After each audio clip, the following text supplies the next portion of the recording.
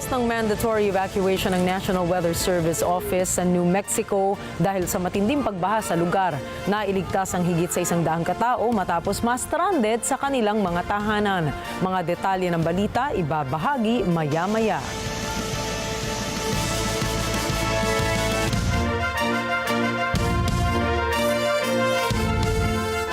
Magandang gabi, ako si Nina Richie Alago Flores. Ito ang Mata ng Agila International para naman sa mga headlines ngayong Miyerkules ng gabi. Pilipinas at Estados Unidos nakatakdang magpulong para sa security talks sa July 30. Armed Forces of the Philippines minomonitor ang sitwasyon sa West Philippine Sea sa gitna ng napaulat na military drills ng Russia at China. Indian Prime Minister Narendra Modi sinabihan si Russian President Vladimir Putin na hindi solusyon ang giyera sa mga problema. Mga manggagawa ng Samsung nagdeklara ng indefinite strike. At sequel ng blockbuster film na Gladiator kumpirmado na ng Paramount Pictures.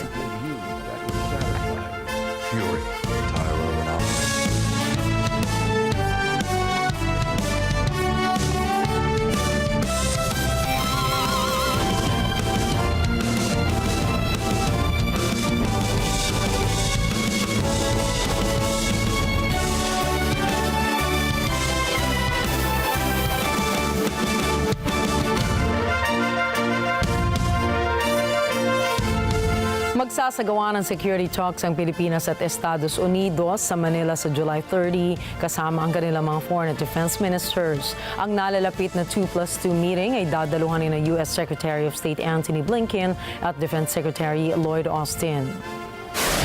Katapat nila sina Foreign Secretary Enrique Manalo at Defense Secretary Gilbert Chodoro.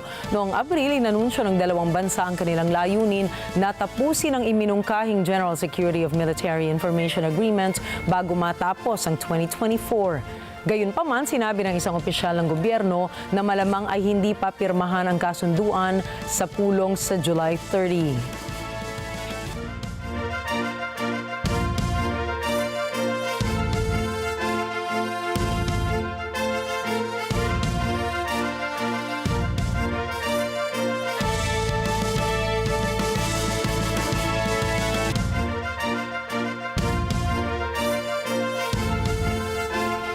Samantala, bibigyang prioridad ng Senado ang ratifikasyon ng Reciprocal Access Agreement o RAA sa pagitan ng Pilipinas at Japan ayon kay Senate President Francis Escudero. Layo ng naturang kasunduan ang palakasin ng defense cooperation sa pagitan ng dalawang bansa. Sinabi ni Escudero, isa sa ilalim sa priority measures ang approval ng RAA sa pagbubukas ng Kongreso sa July 22, araw ng Lunes. Pero sa kabila nito, hindi pa anya isinusumite ng Malacanang ang RAA sa Senado alinsunod sa itinakda ng saligang batas. Banggit naman ng Senate President na nakipagkita anya siya kay Japanese Foreign Minister Yoko Kamikawa sa isang courtesy call kahapon. Ipinabatid din ni Escudero ang kanyang buong suporta sa bagong defense pact ng Pilipinas at Japan. Sa isang pahayag, sinabi ni Escudero, personally, wine-welcome ko ang kasunduang ito at isa ito sa mga kasunduan na magpapalakas sa ating bansa, magpapatatag sa ating posisyon sa rehiyon, kaugnay ng issue na kinakaharap natin ngayon sa bansang China sa West Philippine Sea. Kasalukuyang minomonitor ng Armed Forces of the Philippines o AFP ang sitwasyon sa West Philippine Sea sa gitna ng napaulat na military drills sa pagitan ng China at Russia. Batay sa report ng pahayagan ng Indonesia, inihayag nito na na-detect ng Pacific Fleet Sovereign Cheney corvette ang detachment o kasamang detachment ng Filipino or People's Liberation Army naval warship sa isang bahagi ng katubigan ng Pilipinas. Pero giit naman ni AFP Chief General Romeo Bronner Jr., wala silang natanggap na ganitong ulat. Tiniyak naman ng liderato ng AFP na sisiguruhin nito ang kaligtasan ng Pilipinas sa ilalim ng rules-based order. Nasa final stage na ang preparasyon ng Philippine National Police o PNP kaugnay sa seguridad ng pangatlong State of the Nation Address o SONA ni Pangulong Ferdinand Marcos Jr. Ayon kay PNP spokesperson Colonel Jean Fajardo, bibigyang pansin nila ang seguridad ng Batasang Pambansa Complex sa Quezon City kung saan magaganap ang SONA. Dagdag pa ni Fajardo, wala naman silang nakikitang banta na maaaring makasira sa espesyal na araw ng Pangulo at ng mga mamamayan. Magtatalaga naman ng 22,000 police officers para sa darating na SONA at 6,000 rito ay padadala malapit sa mismong lugar. Matatandaan na noong nakaraang taon ay nagtalaga rin ng kaparehas na bilang ng mga officers ang PNP para siguraduhin ang kaligtasan ng nasabing kaganapan. Ang SONA ay sinasagawa ng isang Pangulo ng bansa taon-taon upang ihayag sa mga mamamayan ang mga susunod na hakbang ng kanyang administrasyon. Sinabi ng Philippine Statistics Authority o PSA na magpapadala ito ng hindi bababa sa 70,000 ng mga enumerators sa buong bansa upang mangolekta ng impormasyon ukol sa populasyon. Kasama rito ang listahan ng mga benepisyaryo ng mga inisyatibo para sa social protection. Sinabi ng PSA na opisyal na magsisimula ang pangongolekta ng impormasyon sa July 15 ngayong taon matapos iutos ni Pangulong Ferdinand Marcos Jr. ang isang census update. Ayon kay National Statistician Claire Dennis Mapa, ang datos na ito ay magsisilbing batayan para sa pagtukoy ng mga household na target ng mga programa na naglalayong maibsan ang kahirapan sa bansa. Dagdag pa niya, ito ay magbibigay patnubay sa mga plano para sa panlipunan at pang-ekonomiyang pag-unlad na makikinabang ang bawat Pilipino.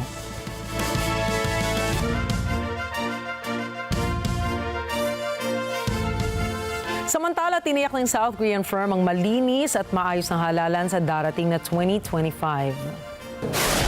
Ayon sa kabila ng mga issue, ito ay sa kabila ng mga issue sa Commission on Elections o COMELEC kung saan sinabi ni Sagip Party List Representative Rodante Marcoleta na 1 bilyong piso ang inilipat mula sa bangko na sinasabing nauugnay sa isang opisyal ng poll body. Inihayag naman ni COMELEC Chairperson George Garcia na siya ang pinatutungkulan ng mambabatas bagamat itinanggi nito ang mga pagmamay-ari sa anumang foreign accounts sa ibang bansa. Samantala, nanindigan naman ang Miru Systems na nakatutok sila sa paghahatid ng pinakamahusay na automated election systems sa Pilipinas. Maglalaan ang Philippine Ports Authority o PPA ng 16 billion pesos para sa mga maritime infrastructure projects sa susunod na 4 na taon upang imodernisa ang mga pantalan. Ayon kay PPA General Manager J. Daniel Santiago, inaasahang makukumpleto ang ilang mga proyekto sa loob ng 1 taon lamang. Sinabi niya na natapos na ng ahensya ang cruise ship port sa Port of Jubang sa Dapa, pati na rin ang upgraded passenger terminal building sa Port of Tubigon sa Bohol. Inaasahan din ng PPA na aabot sa mahigit 100,000 ang bilang ng mga cruise passengers sa 2024.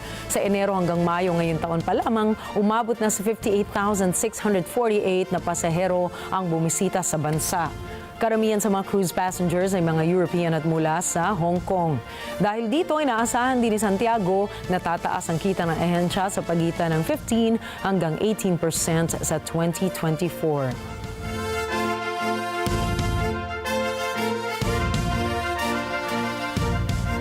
Asahan na ang pagdagsa ng mga Koreanong bibisita sa ating bansa. Ito ay matapos magkasundo ang Pilipinas at South Korea na palalawigin at palalawakin ang kasalukuyang weekly limit sa mga flights ng dalawang bansa. Sa ilalim ng bagong kasunduan, itataas sa 30,000 seats ang weekly limit sa flights mula Manila patungong Seoul, Incheon at vice versa. Ayon sa South Korean Transport Ministry, magiging epektibo ito sa mga flights ng Korean Air, Asiana Airlines, Jeju Air, Philippine Airlines, Philippine Air Asia at Cebu Pacific. Ayon sa Department of Tourism, pangunahin ang South Korea sa tourism market ng ating bansa. Nitong Mayo, nakapagtala ang ahensya ng halos 680,000 na turista mula sa Seoul. Dahil umano sa kumalat ng white paper, kaya nagsalita na si COMELEC Chairman George Garcia para hindi naman maapektuhan ang buong komisyon. Narito si Madeline Villar-Moratillo para sa detalye ng balita. Dahil umano sa kumalat na white paper, kaya nagsalita na si COMELEC Chairman George Garcia para hindi naman maapektuhan ang buong komisyon. Sa panayam ng mata ng Agila Primetime sa Net25 kay Garcia, aminado siyang dahil pumasok sa gobyerno, hindi maiiwasan ang mga paninira. Pinasok po natin ng public service, hindi naman po tayo sanay dito dahil tayo po ay nasa pribado bilang isang practitioner. Kasama na po yan sa ekspektasyon. Kaya lang po hindi natin inaasahan ganito kadumi ang pamumulitika. Lalo't-lalo na may ibang interes na mga nananaig po dito. Gumagawa ka ng tama, inaayos mo ang eleksyon, inaayos natin po ang ating commission election. Meron talaga na maghahasik ng mga ganyan. Basta tama lang po ang ginagawa natin, handa po natin tanggapin ang lahat ng mga pagbato ng mga putik na ganyan. Tiniyak ni Garcia na hindi siya magpapaapekto sa mga paninirang ito. Hindi natin papayagan yan. Nakafocus pa rin po tayo. Yan po, yung mga binabatong yan na putik, bato o anuman, yan po lahat ng yan ay baliwala po kung ako mo ang tatanungin sapagkat handa po naman tayong salagin. Marami anyang trabaho ang COMELEC lalo na at ang 2025 ay ang tinatawag nilang super election year. Crucial po dyan. At 5 buwan pagkatapos meron po tayong barangay at SK elections. So, hindi po kami pwedeng magpatumpik-tumpik o matulog dito sa trabaho po natin. Kinakailangan po nakafocus tayo sa ating ginagawa. Muling tiniyak ni Garcia na dumaan sa tamang proseso ang pagpili nila ng kumpanyang magsusupply ng makinang gagamitin sa halalan. Gusto ko pong ipaliwanag, sabihin sa mga kababayan natin.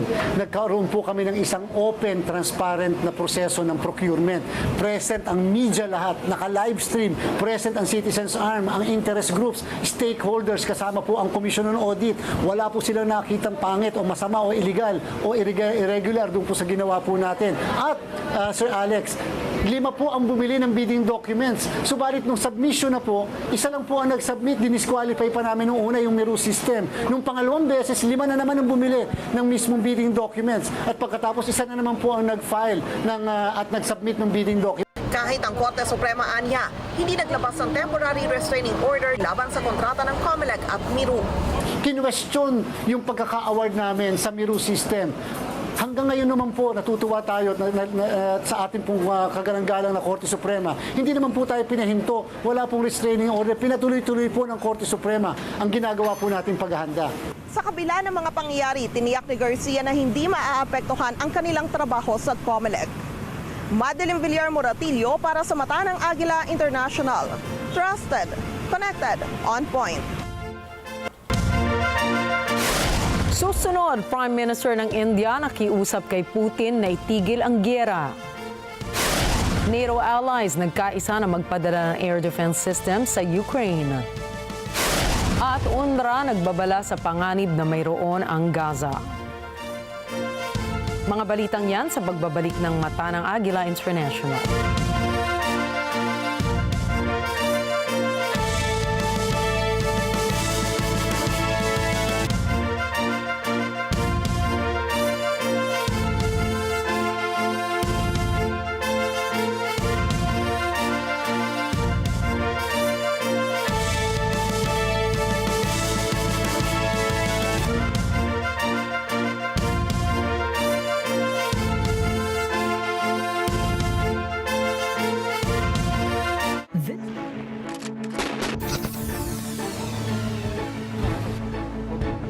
Weekend, ibig sabihin, it's again a new episode on Corina Interviews.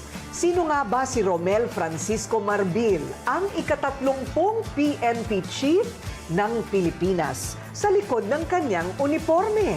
Nakilala natin siya sa pagharap niya sa mga issue patungkol sa mga krimen na kinakaharap ng ating bansa at ng pinakaordinaryong tao. Pero paano nga ba niya nabuo ang pangarap niya sa pagiging isang pulis? Ano ang buhay niya bilang isang ama, anak at asawa? Lahat yan matapang niyang sasagutin habang tayo ay nagtutour for the first time sa White House ng Camp Crame. Ngayong linggo yan sa Corina Interviews, 6 p.m. pagkatapos ng comedy series na Goodwill sa Net25. Together sa Net25. Sa Net25. Dahil walang hinto ang balita. Financial straits. Mata ng Agila Weekend tuwing Sabado, alas 4 ng hapon. Ito ang Net25.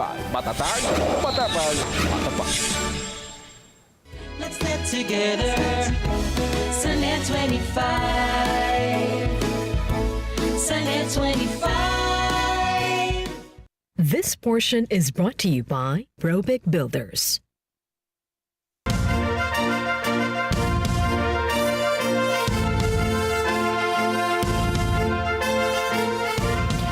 Martes, sinabi ni Indian Prime Minister Narendra Modi kay Russian President Vladimir Putin sa Moscow na pinakamahalaga ang kapayapaan at hindi anya masusolusyonan ng giyera ang problema. Narito ang report ni Ashley Sakmar. Katabi si Russian President Vladimir Putin, sinabi ni Indian Prime Minister Narendra Modi na bilang kaibigan, napakahalagaan niya ng kapayapaan para sa kinabukasan ng susunod na henerasyon. Anya masakit sa puso tuwing may namamatay na inosenteng mga bata dahil sa labanan. Excellency, युद्ध हो, संघर्ष हो, आतंकवादी हमले हो, मानवता में विश्वास करने वाला हर व्यक्ति जब जानहानि होती है तो बहुत पीड़ित होता है, लेकिन उसमें भी जब मासूम बच्चों की कत्ल होती है, मासूम बच्चों को मरते हुए देखते हैं, तब हृदय छलनी हो जाता है और वो दर्द बहुत भयानक होता है। और इस विषय में भी आपसे विस्तार से चर्चा हुई है। एक्सेलेंसी, एक मित्र के नाते मैंने हमेशा कहा है कि हमारी भावी पीढ़ी के उज्जवल भविष्य के लिए शांति सर्वाधिक आवश्यक है, लेकिन मैं ये भी जानता हूं कि युद्ध के मैदान में समाधान संभव नहीं होते। बम, बंदूक और गोलियों के बीच समाधान और शांति वार्ताएं सफल नहीं होती हैं और हमने वार्ता के माध्यम से ही शांति के रास्ते अपनाने होंगे। Sinabi rin ni Modi na pinag-usapan nila ni Putin ang kampanya ng Russia sa Ukraine. Ani Modi, kapwa nila pinakinggan ang pananaw ng bawat isa ukol dito. कल आपने मुझे अपने निवास स्थान पर बुलाया और एक सच्चे दोस्त के रूप में कल शाम हमने करीब 4-5 घंटे तक साथ रहे, अनेक विषयों पर हमने बातें की और मुझे खुशी हुई कि यूक्रेन के विषय में हम दोनों अपने अपने विचार खुले मन से विस्तार से हम उसकी चर्चा कर पाए और बड़े आदर के साथ एक दूसरे के विचारों को हमने सुनने समझने का प्रयास किया। Lumapag si Modi sa Moscow noong Lunes ilang oras matapos maglungsad ng malawakang pag-atake ang Russia sa mga lungsod ng Ukraine. Higit sa 100 tao ang namatay sa isang ospital para sa mga bata sa Kyiv ang napinsala. Tumanggap ito ng pagkondina mula sa mga pamahalaan ng Europa at North America. Sinabi ni Modi na handa ang India na sumuporta sa pagkamit ng kapayapaan. At sa kanyang pakikipag-usap kay Putin, may pag-asaan niya siya sa kaniyang puso. Excellency, कल हमारी बात में ये भी हमारा मन बना था और शांति की बहाली में भारत हर संभव सहयोग करने के लिए तैयार है और आपका भी सानुकूल विचार सुनकर के मुझे बहुत खुशी हुई और मैं भी आपको भी आश्वस्त करता हूं और विश्व समुदाय को भी आश्वस्त करता हूं कि भारत शांति के पक्ष में है और शांति के लिए मेरे मित्र राष्ट्रपति पुतिन की कल बातों को सुनकर के मेरे मन में एक आशा पैदा हुई है। Ashley Sakmar para sa mata ng Agila International. Trusted, connected, on point. Ayon sa bagong tatag na Haitian Police, maglulungsad sila ng operasyon para labanan ang mga makapangyarihang gangs na nagpapasabog ng teror sa bansa. Narito ang report ni Jeff Sanidad. Ayon kay bagong hepe ng kapulisan sa Haiti na si Ramiu Normal, malapit na nilang ilunsad ang operasyon upang supilin ang mapapanganib na gangs sa bansa. Katabi ang leader ng Kenyan contingent na si Godfrey Otunje na nakadeploy ngayon sa bansa. Sinabi ni Normal na isang araw, magigising na lang ang mga tao at makikitang nasugpunan ng kapulisan ang mga bandido. Ang Kenyan contingent ang unang personnel na i-deploy ng unapproved multinational security force. Hindi dinitalya ni Normal kung paanong isasagawa ang operasyon. Anya, ito ay para sa estratehiya. Ilang taon nang hawak ng armadong gangs ang Haiti. Sinasabing 80% ng kabiserang Port-au-Prince ay kontrolado ng mga ito. Gayon din ng mga pangunahing daan sa bansa. Jeff Sanidad para sa Mata ng Agila International. Trusted, connected, on point. Daan-daang bagong mambabatas ang nanumpa sa parlamento matapos ang eleksyon na nagdala sa Labour Party ng isang malaking pagkapanalo. 335 out of 650 members ay bagong halal sa House of Commons, isang malaking bilang kumpara sa 140 na mga bagong mambabatas noong huling eleksyon taong 2019. Mayroon din nga bagong parlamento na pinakamaraming bilang ng kababaihang naihalal na nasa 263 o halos 40% ng kabuuan. Ang pinakabatang bagong mambabatas ay si Sam Carling ng Labour Party na 22 anyos at magiging bahagi siya ng 412 na mambabatas mula sa parehong partido. Sa kabilang banda, magkakaroon ng isang napakaliit na bilang ng Conservatives na nasa 121 lamang. Katapat rin nila ang 72 Liberal Democrats at ilang kinatawan mula sa Environmentalist Green Party at ang Anti-Immigration na Reform UK.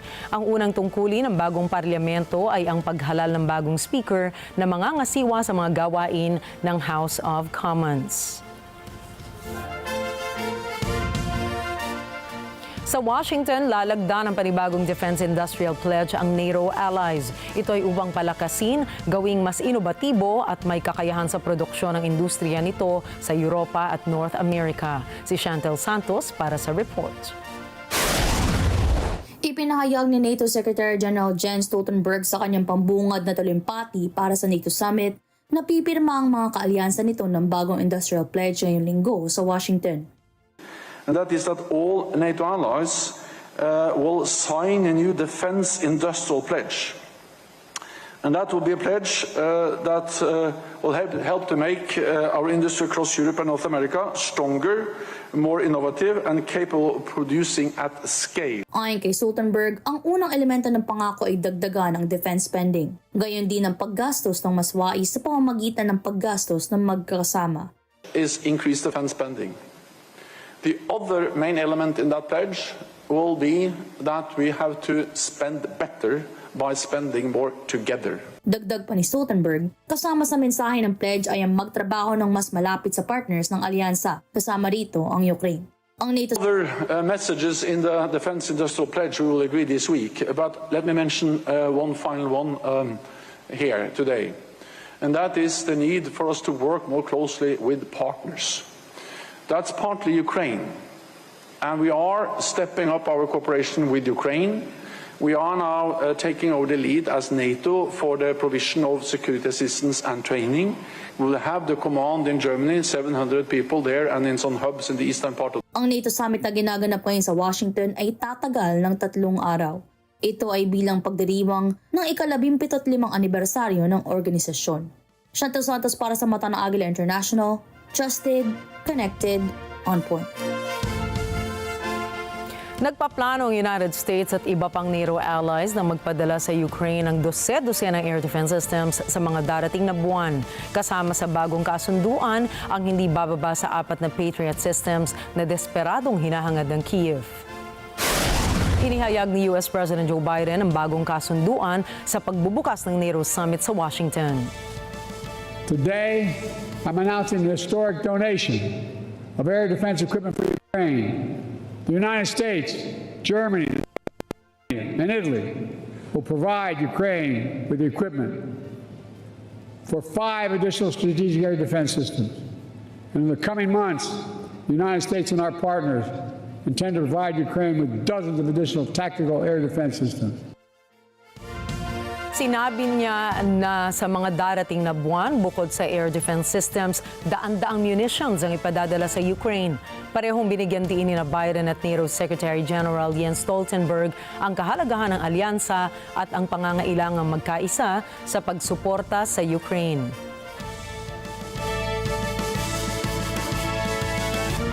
Makikipagkita si US President Joe Biden sa kanyang Ukrainian counterpart na si Volodymyr Zelensky sa 75th Anniversary Summit ng NATO sa Washington ngayong Huwebes. Si Cherry Recolizado para sa detalye. Sinabi ng White House na magkikita sina Pangulong Joe Biden at Pangulong Volodymyr Zelensky sa NATO Summit bilang pagpapakita ng walang humpay na suporta ng US sa Ukraine. Ayon kay White House Press Secretary Karine Jean-Pierre, ang dalawa ay magpupulong bago ang NATO Ukraine Council meeting. On Thursday afternoon, President Biden will meet with President Zelensky of Ukraine to discuss our unwavering support for Ukraine as it continues to defend itself from Russian aggression. That meeting will be at 1:30 p.m. at the Convention Center, which, as you all know, is where the NATO sessions are being held, and it will take place just before the NATO Ukraine Council meeting. Lumapag sa Estados Unidos si Zelensky na umaasang makasisiguro ng karagdagang Patriot Advanced Air Defense Systems na kanyang hinihingi sa mga taga-suporta ng Kyiv upang labanan ang pag-atake ng Russia.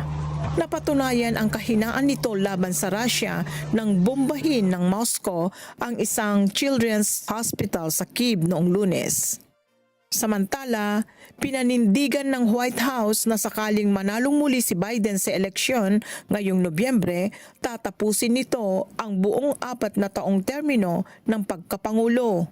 Ito ay sa gitna ng laban ng 81 taong gulang na manatili sa karera sa kabila ng kanyang edad at kalusugan. Does President Biden commit to serving a full second term if reelected? Yes. Thank you. Cherry Recolisado para sa mata ng Agila International. Trusted, connected, on point. Nagbabala ang hepe ng UNRWA na simulan ng pumutok ang gyera ng Hamas at Israel. Halos lahat ng Gazans ay nailikas higit sa 1 beses. Ipinapakitaan niya nito na wala ng ligtas na lugar sa Gaza Strip. Si Yolanda Aspiras para sa karagdagang detalye. Sa isang press conference kasama si Jordanian Foreign Minister Ayman Safadi sa Amman, sinabi ni UNRWA Commissioner General Philip Lazzarini na wala na ngang ligtas na espaso sa Gaza. Ayon kay Lazzarini, sa kasalukuyan may 350,000 na namang mga tao ang nasa daan papalayo sa labanan. At halos lahat ng taga-Gaza ay lumikas na anya ng hindi lang 1 beses. Karamihan sa kanila ay lumikas na ng may 5 beses. So basically, we had around 350,000 people again on the road. And as we all know, since the beginning of the war, almost every Gazan have been displaced more than once, twice, 3 times, 4 times, 5 times, showing how basically there is absolutely no safe space in the Gaza Strip. Sinabi ni Lazzarini na sa Gaza, may 1 milyong mga tao ang nasa edad 18 pababa. 600,000 sa kanila ang nasa edad ng primary at secondary school. Lahat sila anya ay namumuhay sa gumuhong mga gusali at may malalim na traumang dinaranas. We have today about 1 million people below the age of 18 in Gaza. Among them, more than 600,000 are on the age of primary and secondary health school. They are all living in the rubble. They are deeply, deeply traumatized.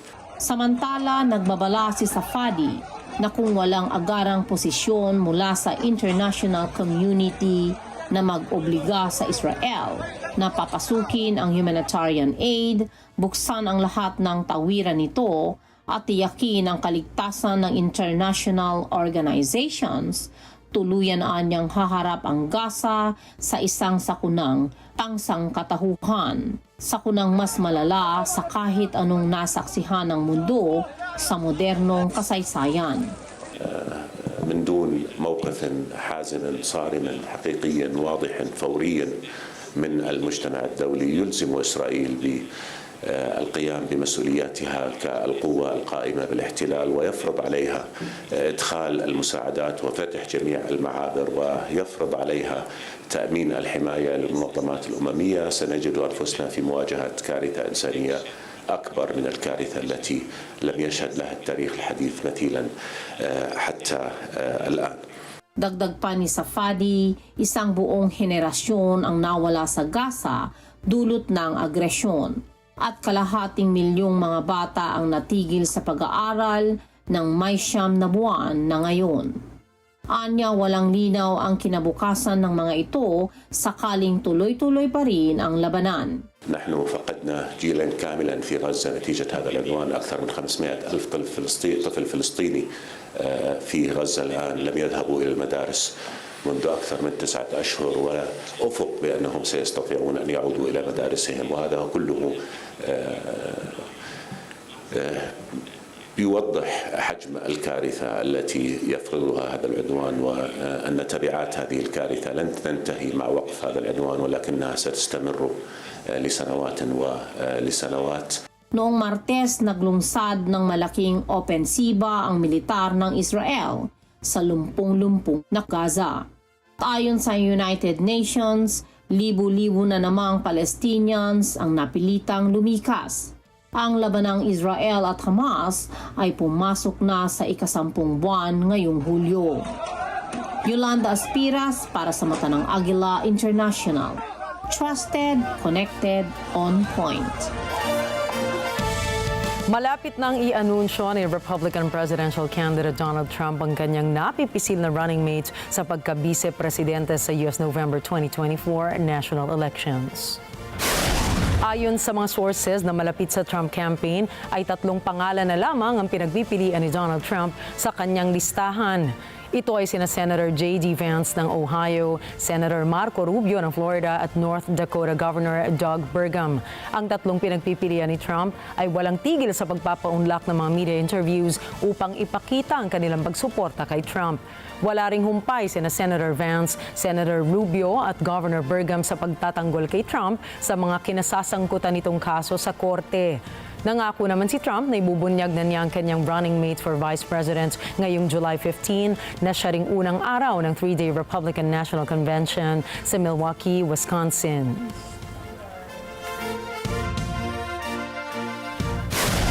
Susunod, mga tao sa New Mexico inilikas mula sa matinding pagbaha.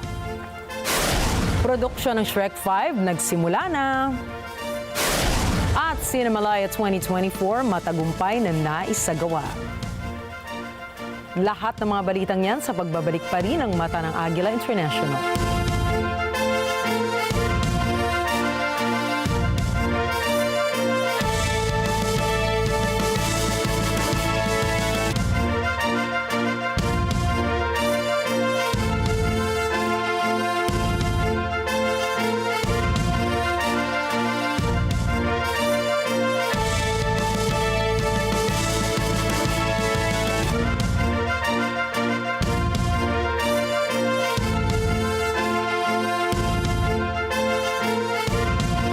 This portion.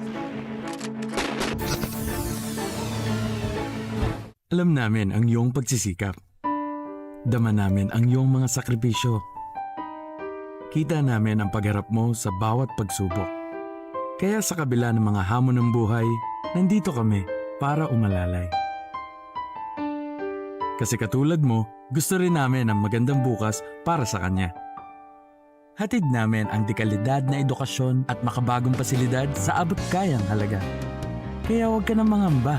Sasamahan ka namin tuparin ang mga pangarap niya.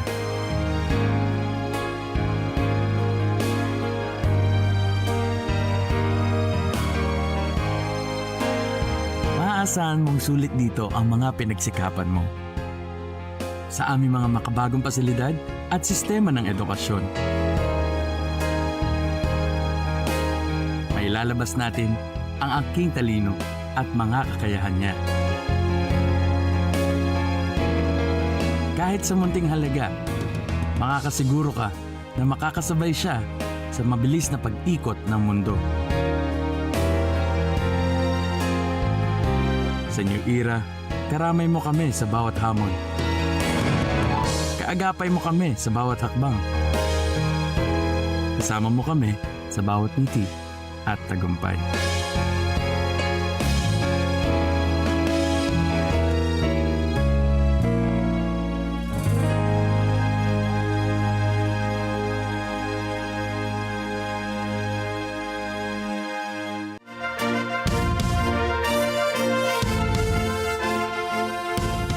Higit sa 130 ang na-stranded sa Tibet malapit sa border ng China at Nepal sa Himalayas matapos ang walang tigil na pag-ulan na nagdulot ng landslides at pagbaha. Maraming bahagi ng pangunahing highway na patungo sa malayong bayan ng Zhentang sa Tibet ang hinakot ng baha o naharangan ng landslides. Sa ngayon, 342 na na-stranded na tao ang nailikas na sa ibang mga bayan ng mga rescuers. Gayunpaman, hindi bababa sa 130 kabilang ang mga turista ang hindi pa naililikas sa paligid ng Zhentang. Nagbabala rin ang state media na maaaring magpatuloy ang mga bagyo hanggang Huwebes na magpapahirap pa sa pagsasagawa ng mga rescue operations. Nagdulot ng mabilis na pagtaas ng tubig ang pagbuhos ng malakas na ulan sa bayan ng Ruidoso sa New Mexico. Inanunsyo ng National Weather Service Office ang mandatory na paglikas ng mga residente dulot ng pagragasa ng baha. Nagbabala naman ang munisipyo ng Las Vegas sa mga residente na maghanda para sa posibleng epekto ng pagbaha sa lugar. Ayon sa lokal na ulat, lubog sa baha ang mga kalsada sa New Mexico. Inanod naman ng rumaragas ang tubig baha ang mga bahay at sasakyan. Higit sa 100 tao naman ang nailigtas matapos ma-stranded sa kanilang mga tahanan. Nagplano sina Federal Emergency Management Agency Administrator Dean Criswell at Mexico Governor Michelle Lujan Grisham para libutin ang disaster area sa darating na Sabado.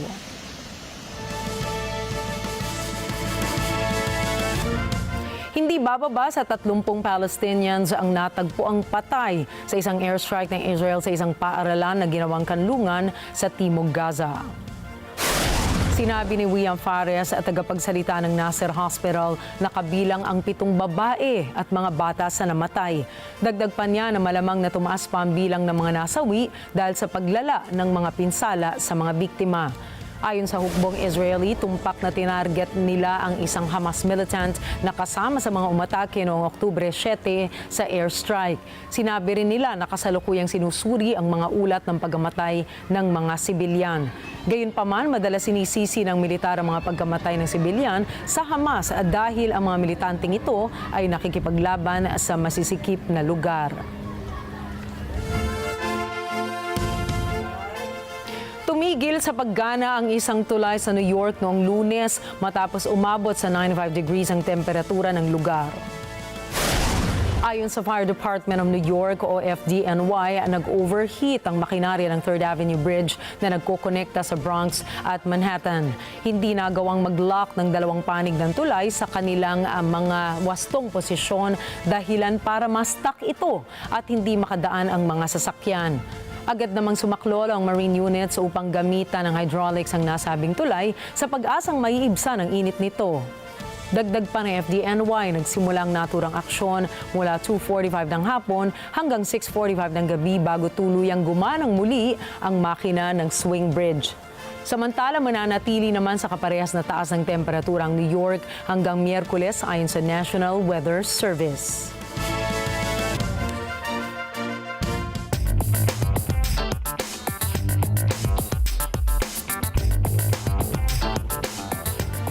Humigit 30,000 manggagawa ng Samsung Electronics ang nagdeklara ng isang indefinite strike.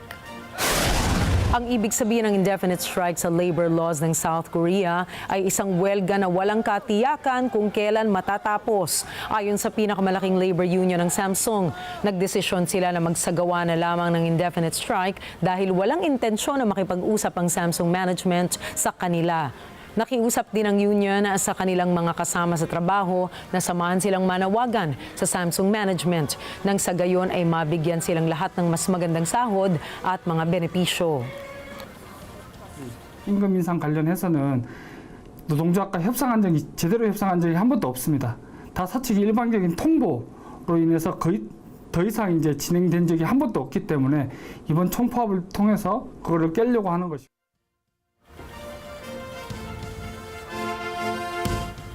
산에 들어가서 점심시간을 이용해가지고 산에 들어가서 저희 조합원분들 및 직원분들한테 파업에 동참해달라고 홍보를 할 예정입니다. 이때 같이 이제 파업에 동참하는 조합원들 같이 모아서 동료들한테 파업에 동참하자라는 목소리를 내려고 하고 있습니다. 전국 사업장 돌 계획. Samantala, tiniyak ng Samsung Electronics na walang mangyayaring aberya sa kanilang production lines. Nagpahayag din ng kumpanya o ang kumpanya ng isang commitment na makapagsagawa ng isang tapat na pakikipagnegosasyon sa Unyon.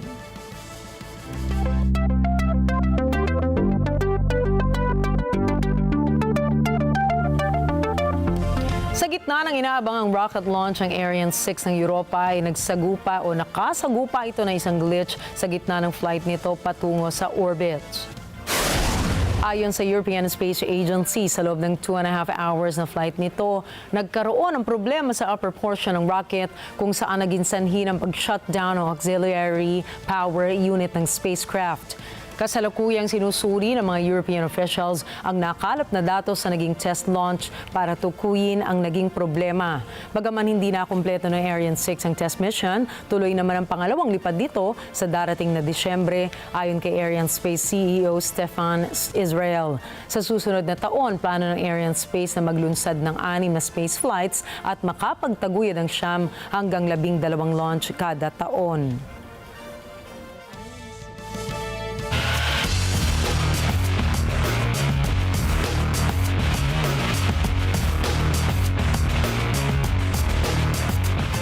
Pumanaw si Bangladeshi chess grandmaster Ziaur Rahman matapos ma-stroke sa gitna ng 12th round game sa National Chess Championship ayon sa Bangladesh Chess Federation. Pahayag ng Chess Federation, kalaban ni Rahman ang kapwa grandmaster nitong si Enamul Hussein sa kampyonato na ginanap sa Dhaka. Batay sa lokal na ulat, bigla na lang tumumba si Rahman. Sa bahagi ni Hussein, sinabi nitong biglang napasandal na lang itong si Rahman sa chessboard sa paniniwalang may kukunin lang. Pero nang napansin itong wala ng malay si Rahman ay itinigil na ang laro. Agad namang isinugot sa pagamutan si Rahman pero idineklara na ng patay ito ng mga doktor. Ipinaabot naman ng Bangladeshi Ministry of Youth and Sports at ng Bangladesh Chess Federation ang kanilang pakikiramay sa pamilya ng yumaong chess grandmaster.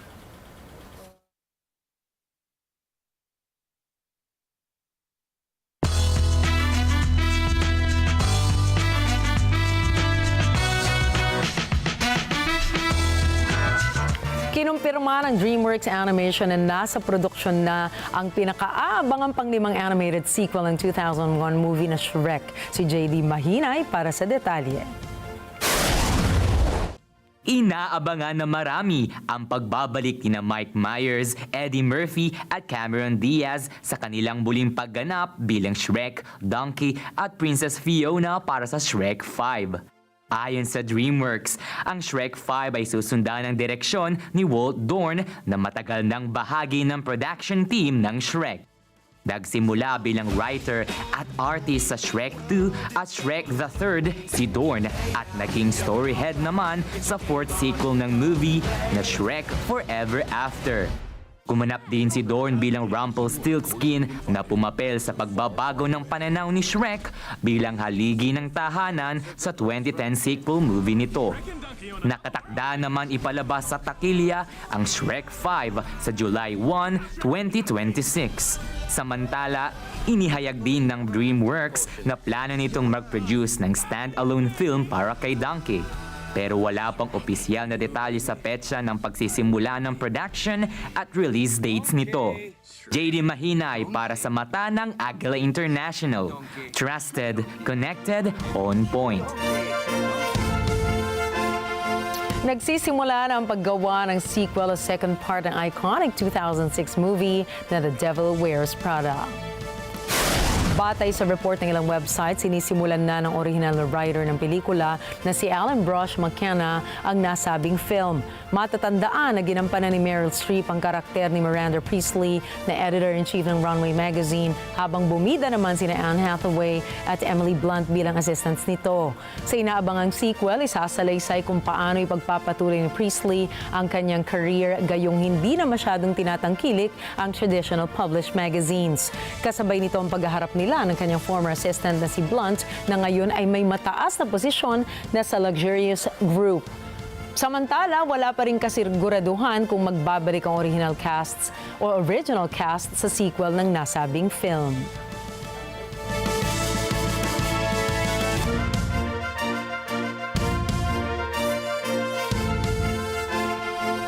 Naipalabas na ang unang trailer ng inaabangang Ridley Scott film na Gladiator 2 nitong Martes. Gagampanan ng All of Us Strangers star na si Paul Mescal ang character ng bidang si Lucius, ang batang anak ni Lucilla sa naunang film. Nagsimula ang trailer sa storya ni Lucius kung saan binanggit nito na wala siyang ideya sa kanyang nakaraan pati na rin kung sino ang kanyang mga magulang. Mapapansin din sa trailer ang iba pang mga epic scenes katulad ng pagkakaroon ng labanan sa tubig sa Colosseum ng Rome pati na rin ang pakikipaglaban ng bida sa isang rhinoceros. Ang nasabing pelikula ay kasunod ng Oscar-winning film na may kaparehas na pamagat na nauna nang naipalabas noong taong 2000. Maliban kay Paul Mescal, pagbibidahan din ang Gladiator 2 ni Pedro Pascal at Denzel Washington. Inaasahan naman na may papalabas ang nasabing pelikula sa November 22 ngayong taon. Sa press con kanina ng Cinemalaya Philippine Independent Film Festival sa Manila Metropolitan Theater, inanunsyo na ang mga pelikulang ipapalabas simula August 2. Sa taong ito, ang pinakamalaking independent film festival sa bansa, ang Cinemalaya, ay sumapit na sa ika-20 anibersaryo nito na may temang loob, lalim, lakas. Tampok sa Cinemalaya ang mga obra ng mga Filipino independent filmmakers at ang kanilang mga kwento ng kultura at karanasan ng mga Pilipino. Sa presscon, ipinakilala na ang finalists ng 10 pelikula na maglalaban-laban para sa feature film category at sa short film category. Pero tila ang umaalingaw-ngaw na entry ay ang Balota ni Kip Uebanda na pinagbibidahan ni Marian Rivera. Pinuri ng direktor ang dedikasyon ng aktres sa kanyang role bilang isang teacher sa panahon ng eleksyon. Actually, hanggang ngayon, hindi pa nag-hear yung mga sagot niya dito sa arm niya dahil nga pinagban niya talaga yung actual ballot box. Makit siya ng puno, sumisid sa ilalim ng putikan, nakipagbubugan sa concrete at damuhan. I think even more than that, yung lalim ng emotions na binigay niya for the role ay sobrang intense. Ang Balota ay tumatalakay sa mga karahasang nagaganap sa panahon ng eleksyon, subalit comedy ang atake ni Uebanda. Sobrang common pala ng electoral violence at patayan sa Pilipinas. So, dahil doon, encourage ako na gawin siya. Samantala, inanunsyo rin ni Festival Director Chris Miliado na ang opening film sa taong ito ay ang Gospel of the Beast ni Sharon Dayok at ang closing film naman ay ang restored version ng Bona na pelikula ni Lino Broca noong 1980 na pinagbibidahan ni Nora Honor. Kabilang naman sa ilang pagbabago sa Cinemalaya ay ang bagong gampani ni Carlos Sigion Reyna na ngayon ay chairman na ng Cinemalaya Competition and Monitoring Committee na dating hinawakan ni Jose Javier Reyes na ngayon ay chairman na ng Film Development Council of the Philippines. Dahil sa patuloy pa rin ang renovation ng gusali ng Cultural Center of the Philippines, ang Cinemalaya sa taong ito ay gagawin sa Ayala Mall sa Manila Bay mula August 2 hanggang August 11. Nagniningning man ang Cinemalaya dahil sa mga kilalang mga artista na kalahok sa taong ito, kabilang na rin sina Cedric Juan, Mylene Dizon, Robbie Ruiz at iba pa. Sinabi naman ni Lauris Guillen, ang presidente ng Cinemalaya, na nananatiling ang kalakasan ng film festival ay ang sining pang-pelikula. Always the films. Nothing but the films. That's the strength of Cinemalaya. Stephanie Mayo para sa mata ng Agila International, trusted, connected, on point. Narito kami para maghatid ng balita saan mang dako ng mundo. Ako si Nina Richie Alagaw Flores at ito ang mata ng Agila International. Para sa balitang nangyari sa iba't ibang panig ng mundo, punta naman tayo kay Alma Angeles para sa Net 25 World News. Take it away, Alma.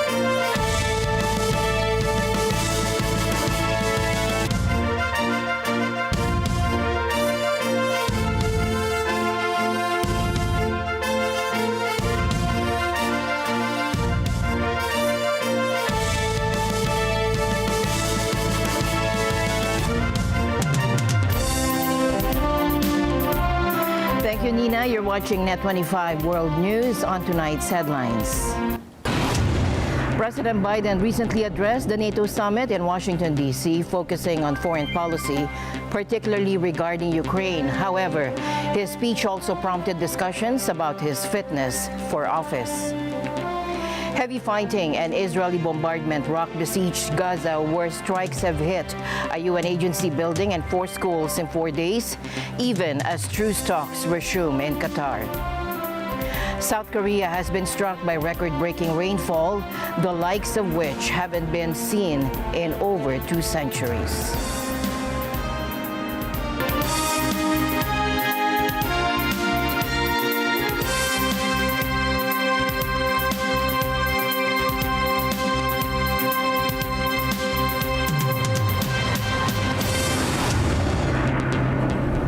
President Biden recently addressed the NATO summit in Washington, D.C., focusing on foreign policy, particularly regarding Ukraine.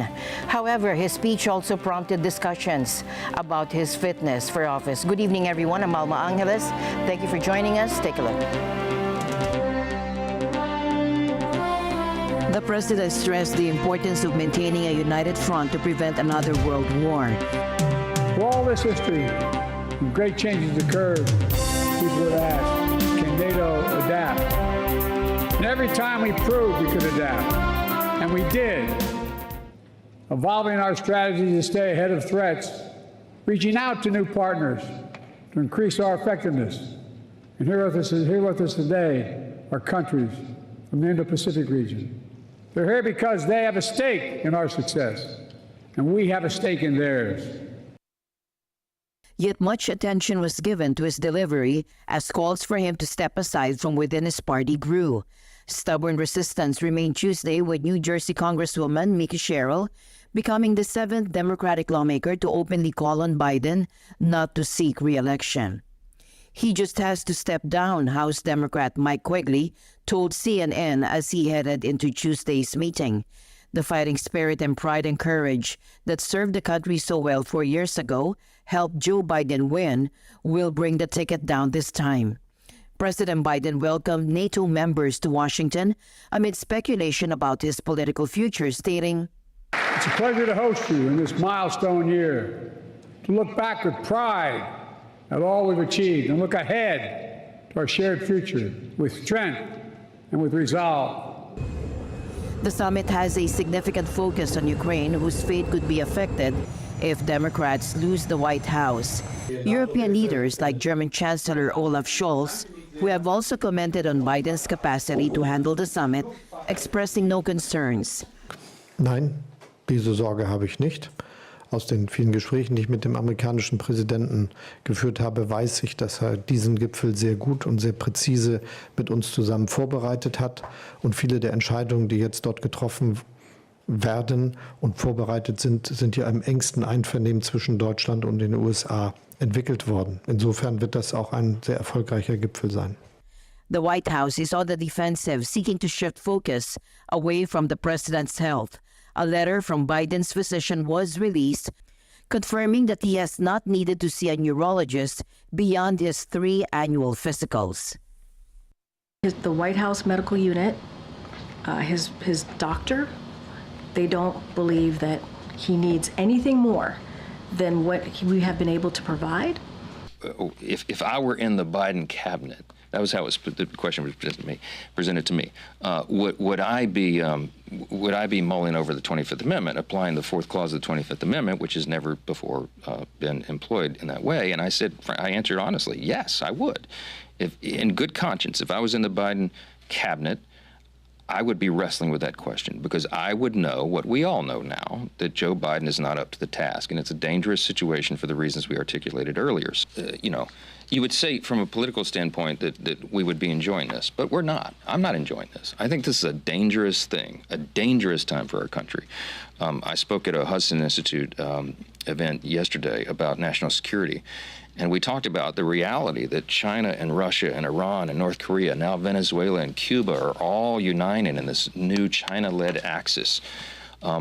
The one thing all those nations have in common is they oppose the United States. And many of them get up every single day and think about how they could take us down a notch or two. It is not a good circumstance for us to have a commander-in-chief who is not on his A game, who can only work a few hours a day and can't answer questions or complete sentences. That's not a good look. And as all of our NATO partners are here on the Hill, they're seeing this with their own 2 eyes. They're all following it. Look, we have got to get control of the situation, and that's what the American people demand and deserve. November 5th cannot get here soon enough, and we cannot wait for Donald Trump to be reelected president. I'm absolutely convinced he will be, and we will return that strong hand to the White House, and we will get control of this situation. But right now, it's a serious matter. This is not a joking matter to us. There is accountability that's needed. That's what all these questions are alluding to. We're going to pursue it with every tool that we have. House Speaker Johnson is referring to Section 4 of the 25th Amendment, which allows for the removal of a president who is deemed unable to discharge the powers and duties of the office. The 25th Amendment to the United States Constitution addresses presidential succession and disability. It provides the procedures for replacing the president or vice president in the event of death, removal, resignation, or incapacitation. Now, for more of the NATO summit, here's Thomas I. Likeness. As concerns mount over Biden's age and fitness, White House Press Secretary Karine Jean-Pierre told reporters the president is going to move forward. He's ready. He's on fire. He's ready to go. Earlier, Biden met with members of the Democratic caucus to firm up support, despite calls by some that he should step aside as the party's presidential candidate. Doubts over his political survival are clouding the start of the NATO summit. How worried is the president that despite his best efforts, he's not going to be able to close the book on these concerns? And Mary, I appreciate the question, but as you know, there are hundreds of members in Congress, hundreds. And I laid out a list of folks who have supported him. We've heard from Senator Coons, we've heard from Senator Fetterman. There's support there as well for him. And so we just want to make sure that we put that out there as well. Biden used his opening remarks to refocus attention on U.S. steadfastness. He announced a major package of air defenses for Ukraine and went on to say that he believes Ukraine will prevail over Russia. Ukraine can and will stop Putin.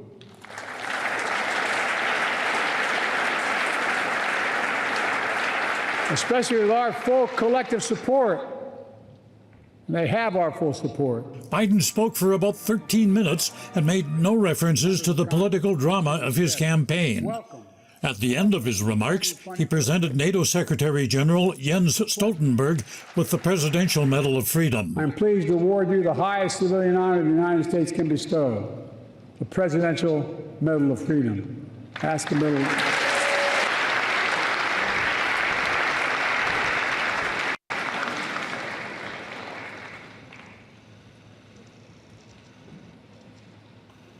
Ukrainian President Volodymyr Zelensky is also attending the summit, even though Ukraine is not a member of the alliance.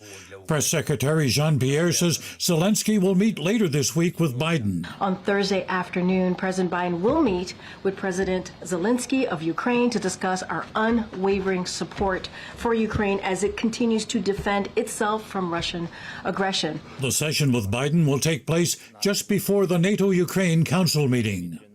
Leaders of the 32-nation military alliance are looking to put on a show of resolve against Russia during the three-day get-together. And U.S. State Department spokesman Matthew Miller says NATO's support for Ukraine will be reflected in the summit's final communique. I will say I think we have landed in a place, and you all see this when the language comes forward, that makes clear, as we have said, that that Ukraine's future is in NATO. For his part, Secretary General Stoltenberg says after 3/4 of a century, NATO remains solid. So in this 75th anniversary of our alliance, we can finally say that NATO is not only the most successful and the strongest, but also the longest lasting alliance in history. But there is concern about the future if Donald Trump should be elected president. Some European officials are reaching out to Trump's foreign policy advisors just in case. Trump has never really embraced NATO and once called it obsolete. He also complains that 10 or 12 members of the alliance are not spending enough on defense and that he would not support defending any country that falls short. It looks like NATO's 75th year could be its most challenging. Thomas I. Likeness, Net 25 World News. During the NATO 75th anniversary summit in Washington, D.C., President Joe Biden also announced a significant aid package for Ukraine. Biden said the historic donation, which includes a new U.S. Patriot system, was part of NATO's efforts to protect Ukraine against Russian air attacks. Today, I'm announcing the historic donation of air defense equipment for Ukraine. The United States, Germany, and Italy will provide Ukraine with the equipment for 5 additional strategic air defense systems. And in the coming months, the United States and our partners intend to provide Ukraine with dozens of additional tactical air defense systems. In his opening speech, President Biden emphasized that Russia's aim is to completely subjugate Ukraine, but he remains confident that the war will continue, with Ukraine maintaining its freedom and independence. And the war will end with Ukraine remaining a free and independent country. Russia will not prevail. Ukraine will prevail. This announcement comes at a time when there are concerns regarding President Biden's ability to lead and calls for him to withdraw from the 2024 presidential race following a lackluster debate performance against Trump. The decision to provide new air defense support to Kiev from NATO follows recent Russian attacks. President Zelensky of Ukraine stated that 43 people were killed in a Russian missile barrage. Additionally, during his visit to Washington, Zelensky faced inquiries regarding the U.S. elections. He mentioned that he could not anticipate how Donald Trump would act if re-elected, but expressed hope that America's support for Kiev would remain unchanged. And this is a historic event, but it is in the shadows of another story. It's time to step out of the shadows, to make strong decisions work, to act and not to wait for November or any other month to this end. We must be strong and uncompromising all together. And first of all, America. And first of all, the leaders of America. And the President of the United States as a leader of the free world, to be uncompromising in defending democracy, uncompromising against Putin and his coterie, uncompromising to every possible terror. In a move rattling NATO, China has deployed troops to Belarus for a joint military exercise. And this unprecedented action, happening near the borders of NATO members and Ukraine, raises questions about its purpose and whether it signifies a new alliance against the West. Last year, China and Belarus agreed to increase military cooperation following their last joint exercise in 2018. However, this marks the first time China has deployed troops to Belarus, while China downplays the drills, calling them anti-terrorist training. Their location sparks suspicion. Now the drills take place in Brest. It's a city bordering Poland, a NATO member, and close to Ukraine, a nation aspiring for NATO membership. And this strategic positioning sends a clear message to the West, particularly coinciding with the 75th anniversary of NATO and a crucial visit by Ukrainian President Zelensky to Poland. China and Belarus have fostered strong ties in recent years, evident in their all-weather comprehensive strategic partnership, a term China reserves for only one other nation. Belarus has become increasingly important to China, evidenced by President Lukashenko's visits to China and Belarus's recent membership in the Shanghai Cooperative Organization. Now, President Xi Jinping describes China and Belarus's relationship as an unbreakable friendship.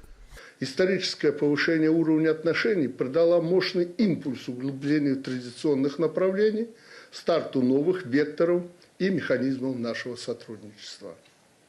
Беларусь была, есть и будет надежным партнером для Китая. Я думаю, уже никого в Китае в этом не надо убеждать. Все это было на моих глазах в течение последних 30 лет и даже больше.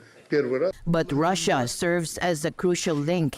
Belarus is a staunch ally of Russia, supporting the Ukraine invasion. China, however, maintains its no-limits partnership with Russia, while attempting to appear neutral. 双方一致认为，政治解决乌克兰危机是正确方向。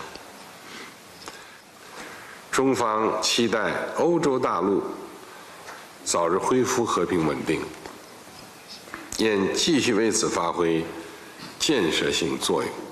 And yet, these drills suggest a shift. The China-Belarus drills, coupled with Russia's support for Belarus and China's deepening ties with Russia, suggest the formation of a new axis against the West. With China potentially abandoning its neutrality, the drills might be a power play, a message to the West of a unified front. The China-Belarus drills raise concerns about a potential escalation between the West and this emerging alliance. The strategic location, timing, and deepening relationships suggest a calculated move with broader geopolitical implications.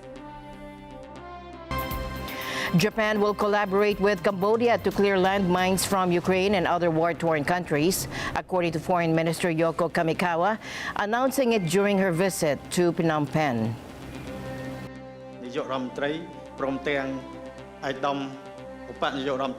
本日両国で協力をして日カンボジア地雷イニシアティブを立ち上げます。第一にカンボジアは地雷に苦しんできた国だからこそ対人地雷の非人道性の啓発に大いにご貢献をいただけると確信をいたします。本地雷イニシアティブの具体的な協力としてウクライナにおける地雷対策に本格的に取り組みます。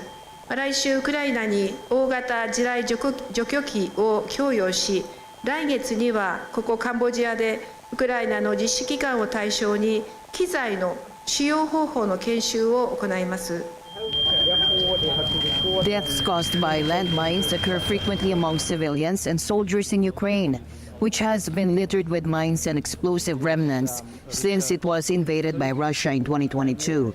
According to Human Rights Watch, landmines have been documented in 11 of Ukraine's 27 regions. Russian forces are known to have used at least 13 types of anti-personnel mines since February 2022. Cambodia, meanwhile, is still littered with discarded ammunition and arms from decades of war starting in the 1960s. Deaths from mines and unexploded ordnance are common, with around 20,000 fatalities since 1979 and twice that number injured. In northern Myanmar, residents are assessing the aftermath of renewed fighting that shattered a Beijing-brokered ceasefire between the military junta and an alliance of ethnic armed groups. Fighting raged for an 8th day around the Myanmar regional military headquarters, where an ethnic armed group had briefly captured a battalion command.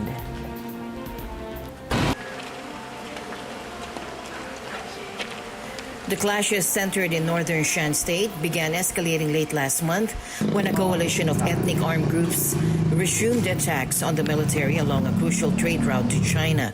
This renewed offensive shattered a truce brokered by Beijing in January, which had halted an earlier alliance offensive involving the Arakan Army, Myanmar National Democratic Alliance Army, and the TNLA. General Tar Bon Kiao of the Tang National Liberation Army reported ongoing fighting around Lashio town, headquarters of the junta's northeastern command. TNLA fighters temporarily seized control of a military battalion's base, but subsequent junta airstrikes compelled them to withdraw. He also noted TNLA presence in parts of Lashio, emphasizing the difficulty of capturing the town quickly. On Tuesday, the junta reported civilian casualties. Hello, 9 ယောက်ပေါ့နော်အသက်ပေးဆက်သွားတယ်ပေးဆက်သွားတဲ့အချိန်မှာဦးကျော်ကဆုံးရှုံးမှုကတော့အတိုင်းတာကတော့အများကြီးပေါ့ကွာဒါပေမဲ့ခြေပြက်လက်ပြက်ခေါင်းပြက်တွေကတော့ဦးကျော်ရဲ့ခေါင်းမူးပေါ်မှာရောက်သွားဒီအထက်အောက်ဆိုတော့နော်အဲ့တော့ကြည်စားတွေဘုံစားတွေကတော့မှန်တယ်လက်မှတ်အပူရှမ်းမရှိဘူးလေတော့ပတ်စံလည်းမရှိရခါကျတော့တောင်းတောင်းကိုဒီစောက်ဖို့တောက်ဖို့တွေဒုက္ခရောက်တယ်သူပြန်စမယ်ဆိုရင်လည်းဘယ်တော့မှဒါကြီးကလုပ်ရပြန်ဖွင့်မှမသိဘူးအဲ့အချိန်မှာကျွန်တော်တို့မှလည်းအခက်အခဲရှိတယ်ဒါတူးတည်းမဟုတ်ပါဘူးအကုန်လုံးပါပဲကျွန်တော်တစ်မျိုးလုံးပဲအခုကအရန်ပူပင်စိုးရိမ်နေတယ်ဆိုတာဒီစစ်ကြီးကဘယ်လောက်ထိကြာမလဲဆိုတာကိုပဲစိုးရိမ်နေကြတာအဲ့ဒါကြောင့်ဟုတ်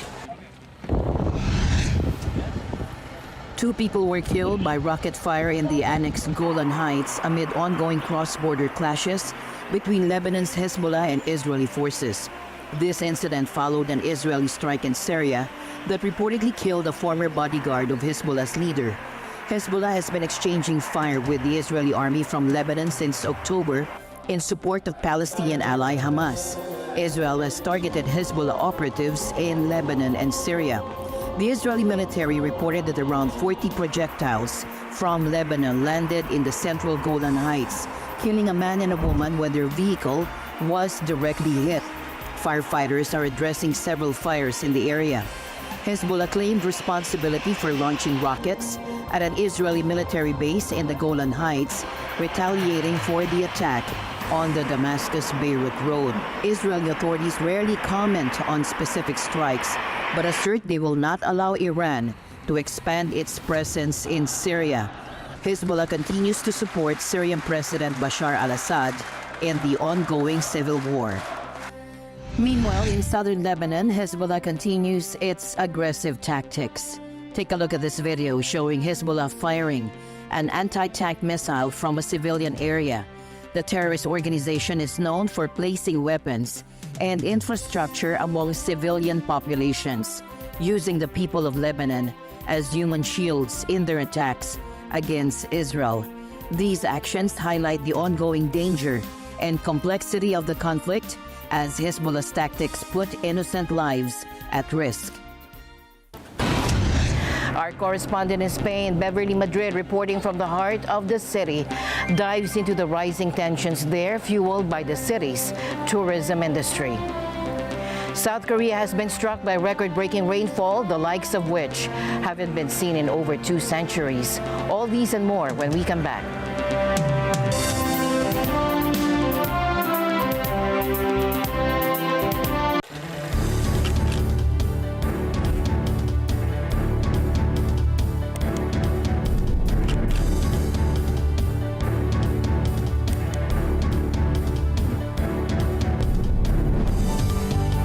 It is a signal to the world that we are open for business. Open for Business with Cesar Vallejos. Every Sunday, 9 p.m. Sunday 25.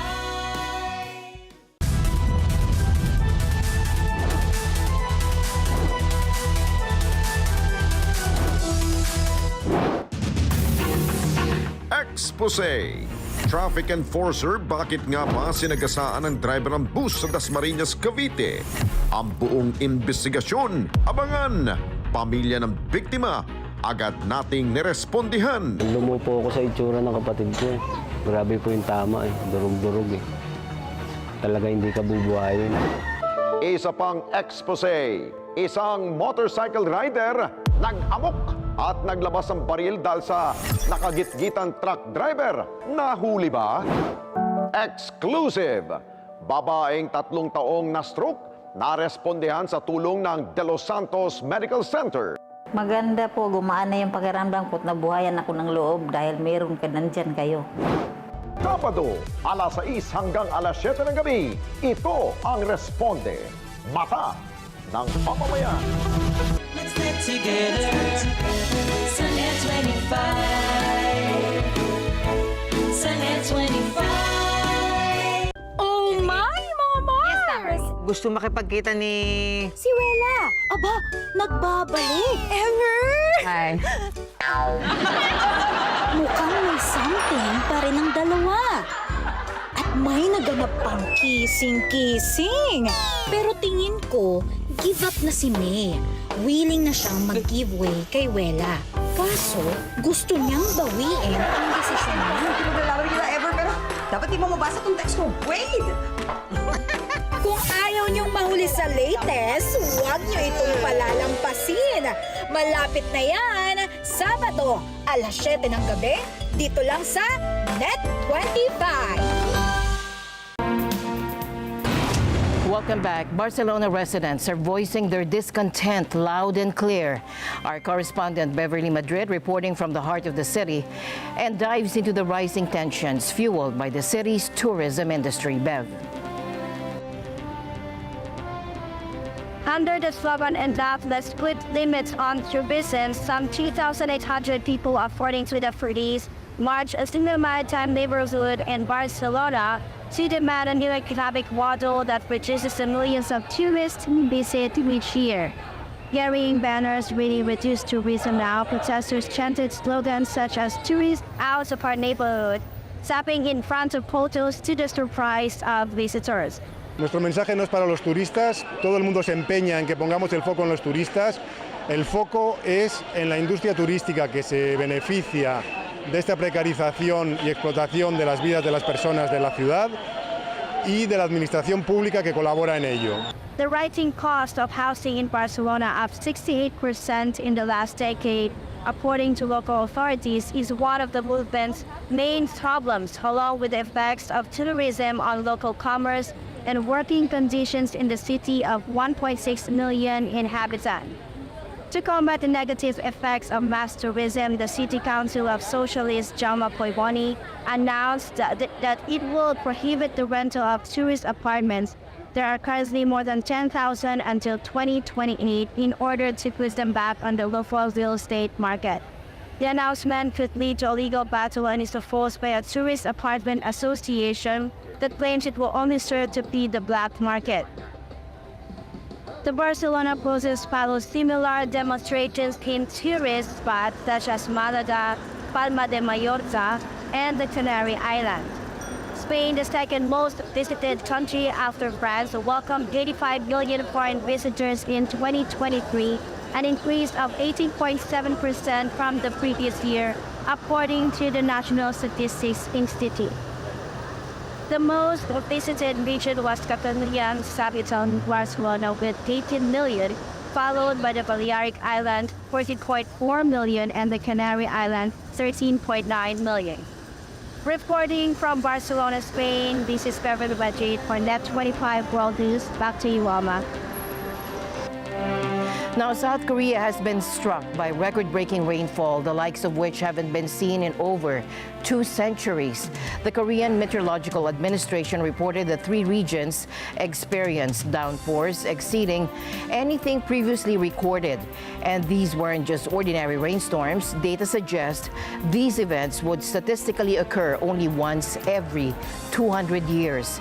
The city of Gunsan bore the brunt of the deluge, receiving over 131.7 millimeters, more than 5 inches of rain in just 1 hour.